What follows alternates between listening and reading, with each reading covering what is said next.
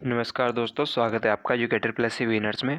और दोस्तों, आज मैं आपको पढ़ाऊँगा लूसेंट का चैप्टर नंबर 5, भारतीय संविधान की अनुसूचियाँ। तो भारतीय संविधान की अनुसूची शुरू करते हैं हम। पहली अनुसूची क्या है? पहले तो मैं आपको बता दूं कि भारतीय संविधान की जो अनुसूचियाँ हैं, इनको याद करने की एक ट्रिक है, जो कि मैंने अपने जीके ट्रिक वाली जो मेरी प्लेलिस्ट है उसमें पड़ी हुई है। अगर आप वो एक बार देखना चाहते हैं तो वो देख लीजिए, उससे आपको 12 की 12 अनुसूचियाँ याद हो जाएंगी। अब मैं शुरू करता हूँ अपना। सबसे पहले पहली अनुसूची। तो पहली अनुसूची में दिया गया है भारतीय संघ के घटक राज्यों 29 और संघ शासित 7 क्षेत्रों का उल्लेख। यानी कि प्रथम अनुसूची में संघ और राज्यों के क्षेत्र का उल्लेख किया गया है। इसमें राज्य अब 28 हो चुके हैं, क्योंकि जम्मू कश्मीर अब राज्य नहीं रहा, और संघ शासित प्रदेश 9 हो चुके हैं, क्योंकि जम्मू कश्मीर अब 2 संघ शासित प्रदेशों में बंट गया है। तो संघ और राज्यों के क्षेत्र के बारे में प्रथम अनुसूची में उल्लेख किया गया है। अब संविधान के 69वें संशोधन के द्वारा दिल्ली को राष्ट्रीय राजधानी क्षेत्र का दर्जा दिया गया है। यानी कि दिल्ली को एनसीआर का दर्जा 69वें संविधान संशोधन के द्वारा दिया गया है। दूसरी अनुसूची में भारतीय राज्य व्यवस्था के विभिन्न पदाधिकारियों जैसे राष्ट्रपति, राज्यपाल, लोकसभा के अध्यक्ष, उपाध्यक्ष, राज्यसभा के सभापति, उपसभापति, विधानसभा के अध्यक्ष, उपाध्यक्ष, विधान परिषद के सभापति और उपसभापति, उच्चतम न्यायालय और उच्च न्यायालयों के न्यायाधीश, भारत के नियंत्रक एवं महालेखा परीक्षक को प्राप्त होने वाला जो वेतन, भत्ते और पेंशन है, उनका उल्लेख दूसरी अनुसूची में किया गया है। यानी कि सैलरी का उल्लेख किया गया है दूसरी अनुसूची में। तीसरी अनुसूची में आते हैं। इसमें विभिन्न पदाधिकारियों जैसे मंत्री, उच्चतम और उच्च न्यायालय के न्यायाधीश आदि के पद ग्रहण करने की शपथ का उल्लेख किया गया है। तीसरी अनुसूची में बताया गया है शपथ के बारे में, शपथ का उल्लेख। चौथी अनुसूची। तो चौथी अनुसूची में विभिन्न राज्य और संघ क्षेत्र के राज्यसभा के प्रतिनिधित्व का विवरण दिया गया है। चौथी अनुसूची में राज्यसभा में प्रतिनिधित्व का विवरण दिया गया है। पांचवी अनुसूची में विभिन्न अनुसूचित क्षेत्रों और अनुसूचित जनजाति के प्रशासन के नियंत्रण के बारे में दिया गया है।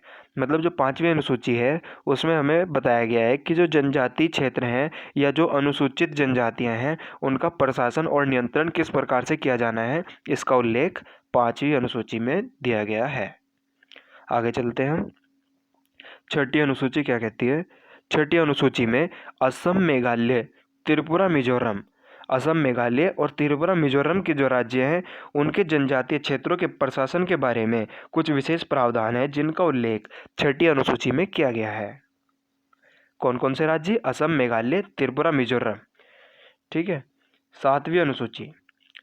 सातवीं अनुसूची में केंद्र और राज्य के बीच शक्तियों के बंटवारे के बारे में दिया गया है, और इसी अनुसूची में सरकारों द्वारा शुल्क एवं कर लगाने के अधिकारों का उल्लेख किया गया है। इसके अंतर्गत 3 सूचियां हैं: संघ सूची, राज्य सूची और समवर्ती सूची। सबसे पहले हम जानेंगे संघ सूची के बारे में। संघ सूची में दिए गए विषय पर केंद्र सरकार कानून बनाती है, सिर्फ केंद्र सरकार। संविधान के लागू होने के समय इसमें 97 विषय थे, जो कि वर्तमान में बढ़कर 100 हो चुके हैं। संघ सूची के कुछ महत्वपूर्ण विषय हैं, जैसे देश की प्रतिरक्षा, विदेशी मामले, युद्ध एवं शांति, रेल, डाक, तार, मुद्रा, बैंकिंग, परमाणु शक्ति आदि विषय संघ सूची में दिए गए हैं। वर्तमान में 100 विषय हैं संघ सूची में। अगली सूची है हमारी राज्य सूची। तो राज्य सूची में दिए गए विषयों पर राज्य सरकार कानून बनाती है, लेकिन राष्ट्र हित के संबंध होने पर केंद्र सरकार भी राज्य सूची के विषयों पर कानून बना सकती है। संविधान के लागू होने के समय इसके अंतर्गत राज्य सूची में केवल 66 विषय थे, और वर्तमान में 61 विषय रह गए हैं। ये 66 से 61 कैसे हुए, इनके बारे में आपको आगे अभी बताऊंगा।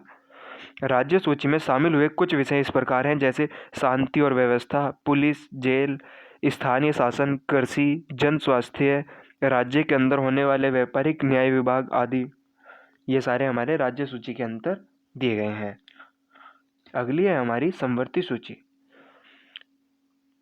समवर्ती सूची के अंतर्गत दिए गए विषयों पर केंद्र एवं राज्य दोनों सरकारें कानून बना सकती हैं, लेकिन अगर कानून का सब्जेक्ट यानी कि विषय सेम है, मतलब उसी सब्जेक्ट पे केंद्र ने कानून बनाया, उसी सब्जेक्ट पे राज्य ने कानून बनाया, तो राज्य का कानून हट जाएगा, वहाँ पे सिर्फ केंद्र का ही कानून लागू होगा। समवर्ती सूची में मूल संविधान में 47 विषय थे, 47, लेकिन वर्तमान में 52 विषय हो गए हैं। ऐसा क्यों? वे जो 66 के 61 हुए थे ना, तो उनमें से 5 हमने सब्जेक्ट निकाल कर समवर्ती सूची में डाल दिए, इसलिए 47 के 52 हो चुके हैं। तो समवर्ती सूची में किस प्रकार के विषय आते हैं? देखिए, दीवानी और फौजदारी और की कानूनी प्रक्रिया, विवाह, तलाक, शिक्षा, आर्थिक नियोजन, बिजली, समाचार पत्र, श्रमिक संघ, वन आदि के बारे में समवर्ती सूची में दिया गया है। समवर्ती सूची का प्रावधान जम्मू कश्मीर राज्य के संबंध में पहले नहीं था। अब है हमारा 8वीं अनुसूची। 8वीं अनुसूची में भारत की 22 भाषाओं का उल्लेख किया गया है, लेकिन इसमें मूल रूप से 14 भाषाएं थी 8वीं अनुसूची में। उसके बाद 1967 ईस्वी में 21वां संविधान संशोधन करके सिंधी को इसमें जोड़ा गया, उसके बाद ये 15 हो गई। फिर 1992 में 71वां संविधान संशोधन द्वारा कोंकणी, मणिपुरी, नेपाली को जोड़ा गया। उसके बाद 2003 में 92वां संविधान संशोधन करके मैथिली, संथाली, डोगरी और बोडो को 8वीं अनुसूची में शामिल किया गया, जिससे अब ये टोटल 22 भाषाएं हो चुकी हैं। अब इनको याद करने का एक थोड़ा सा ट्रिक भी आप लगा सकते हो, जैसे 21वां संविधान संशोधन में सिंधी जोड़ी गई, 71वें संविधान संशोधन में कोंकणी, मणिपुरी और नेपाली जोड़ी गई, यानी कि नमक, नेपाली, मणिपुरी, कोंकणी। 71वां संविधान संशोधन 1992 में नमक जोड़ा गया, नेपाली, मणिपुरी और कोंकणी। उसके बाद 92वां संविधान संशोधन है 2003। 92वां संविधान संशोधन कैसे याद रख सकते हो आप? जैसे 21वां संविधान संशोधन प्लस 71वां संविधान संशोधन, तो कितना हो जाएगा ये 92। तो 92वां संविधान संशोधन 2003 में क्या जोड़ा गया? BDMS, B Bodo, D Dogri, Santhali, S Maithili, M BDMS। इस तरीके से आप याद रख सकते हो। एक ट्रिक है छोटी सी कि 92वां संविधान संशोधन द्वारा BDMS को जोड़ा गया 2003 में, और 71वें संविधान संशोधन द्वारा 1992 में नमक को जोड़ा गया।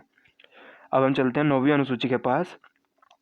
9वीं अनुसूची में यह अनुसूची प्रथम संविधान संशोधन अधिनियम 1951 के द्वारा जोड़ी गई। इसके अंतर्गत राज्य द्वारा संपत्ति के अधिग्रहण की विधियों का उल्लेख किया गया है। इस अनुसूची में सम्मिलित विषयों को न्यायालय में चुनौती नहीं दी जा सकती। वर्तमान में इस अनुसूची में 284 अधिनियम हैं। मतलब ये जो 9वीं अनुसूची है, ये पहले संविधान संशोधन 1951 द्वारा जोड़ी गई थी। इसमें फिलहाल 384 अधिनियम दिए गए हैं। इसके अंतर्गत आप न्यायालय में, इसके अंतर्गत जितने भी विषय हैं उनके लिए आप न्यायालय में चुनौती नहीं दी जा सकती। अब तक यह मान्यता थी कि संविधान की 9वीं अनुसूची में सम्मिलित कानूनों की न्यायिक समीक्षा नहीं की जा सकती, लेकिन 11 जनवरी 1907 के संविधान की एक पीठ ने निर्णय दिया कि 9वीं अनुसूची में सम्मिलित किसी भी कानून को इस आधार पर चुनौती दी जा सकती है यदि वह आपके मौलिक अधिकारों का उल्लंघन करता है, और उच्चतम न्यायालय इस कानून की समीक्षा कर सकता है यदि आपके मौलिक अधिकार का हनन हो रहा है। अगर आगे चलते हैं हम 10वीं अनुसूची के पास, तो 10वीं अनुसूची संविधान के 52वें संशोधन 1985 के द्वारा जोड़ी गई, जिसके अंतर्गत दल बदल से संबंधित प्रावधानों का उल्लेख किया जाता है। 10वीं अनुसूची में दल बदल संबंधी कानूनों का उल्लेख किया गया है। 10वीं अनुसूची 52वें संविधान संशोधन द्वारा 1985 में जोड़ी गई है। अगली है 11वीं अनुसूची। 11वीं अनुसूची संविधान में 73वें संवैधानिक संशोधन 1993 के द्वारा जोड़ी गई है। इसमें पंचायती राज संस्थाओं का कार्य करने के लिए 29 विषय प्रदान किए गए हैं। मतलब जो 11वीं अनुसूची है उसे 73वें संविधान संशोधन द्वारा 1993 में जोड़ा गया था, और इसका विषय है पंचायती राज। तो 11वीं अनुसूची के पंचायती राज में टोटल विषय हैं 29 विषय हैं। आगे चलते हैं हम 12वीं अनुसूची। 12वीं अनुसूची को संविधान संशोधन 74 के द्वारा 1993 में ही जोड़ा गया था, और जो 12वीं अनुसूची है उसके अंतर्गत शहरी क्षेत्रों और स्थानीय स्वशासन संस्थाओं को कार्य करने के लिए 18 विषय 18 विषय प्रदान किए गए हैं। तो दोस्तों ये थी हमारी सारी अनुसूचियाँ। इनको याद करने की ट्रिक्स भी आप पढ़ सकते हैं। मैं वीडियो का लिंक डिस्क्रिप्शन में दे दूँगा। आगे हम पढ़ेंगे फिर अपना अगला चैप्टर, छठा जो लूसेंट का है।